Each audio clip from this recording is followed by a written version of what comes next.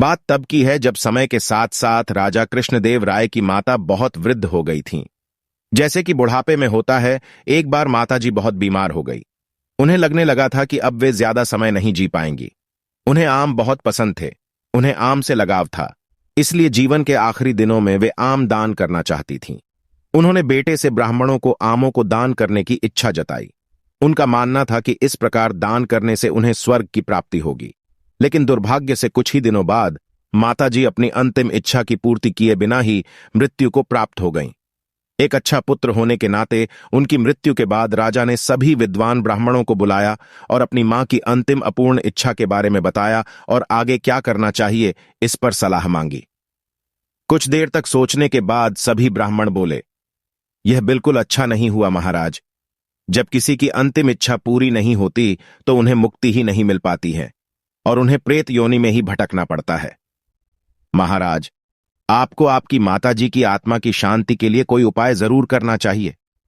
तब महाराज ने उनसे कहा, मैंने इसीलिए तो आप सबको यहां बुलाया है। आप लोग इस विषय में ज्यादा जानते हैं, इसलिए आप ही बताएं मुझे क्या करना होगा। आपकी माताजी की आत्मा की शांति के लिए आपको उनकी पुण्यतिथि पर उनकी पसंदीदा वस्तु सोने से बनवाकर, यानी कि सोने के आमों का दान करना पड़ेगा। ब्राह्मणों ने कहा। कृष्णदेव राय किसी भी तरह अपनी माता की आत्मा को शांति दिलाना चाहते थे, इसलिए उन्होंने मौ की पहली ही पुण्यतिथि पर कुछ ब्राह्मणों को भोजन के लिए आमंत्रित किया और हर ब्राह्मण को शुद्ध सोने से बने आम दान में दिए। जब तेनालीराम तक ये बात पहुंची तो वह तुरंत समझ गया कि ब्राह्मणों ने उनके राजा की सरलता तथा भोलेपन का गैर फायदा उठाया है।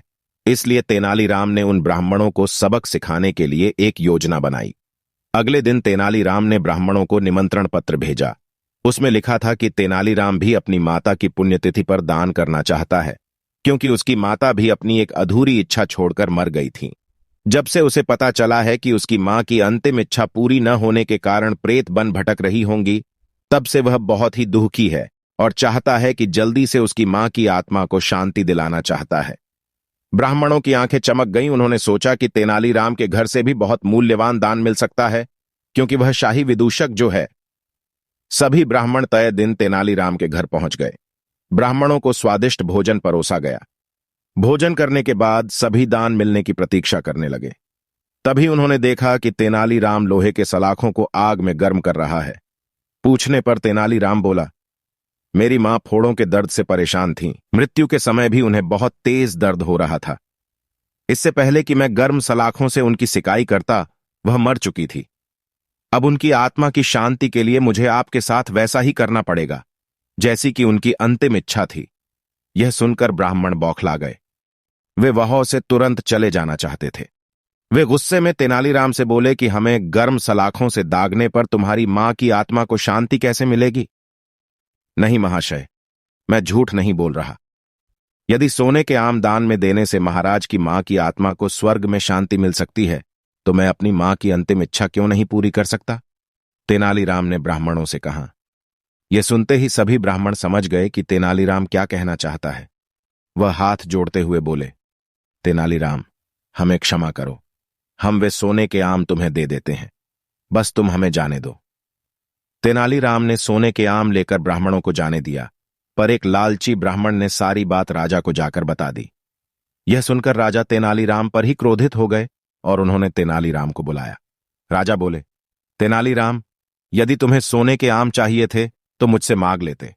तुम इतने लालची कब से हो गए? बिना हमसे पूछे तुमने ब्राह्मणों से सोने के आम ले लिए। राजा की बात खत्म होने पर तेनाली बोला, महाराज, मैं लालची बिल्कुल भी नहीं हूं। मेरा ऐसा करने के पीछे का उद्देश्य तो ब्राह्मणों की लालच की प्रवृत्ति को रोकना था।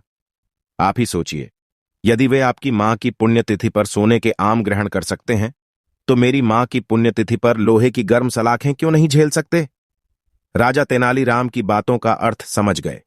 राजा ने ब्राह्मणों को बुलाया और उन्हें भविष्य में लालच त्यागने को कहा। ब्राह्मणों ने भी अपनी गलती मानते हुए महाराज से माफी मांगी और फिर कभी ऐसा व्यवहार नहीं करने का वचन दिया। दोस्तों, तेनालीराम की यह मजेदार कहानी पढ़कर हमें यह तो पता चल गया कि अंधश्रद्धा सैकड़ों सालों से चली आ रही है, लेकिन हमें भी तेनालीराम की तरह समझदारी से काम लेकर हमें और अपनों को ऐसी अंधश्रद्धा से बचना चाहिए।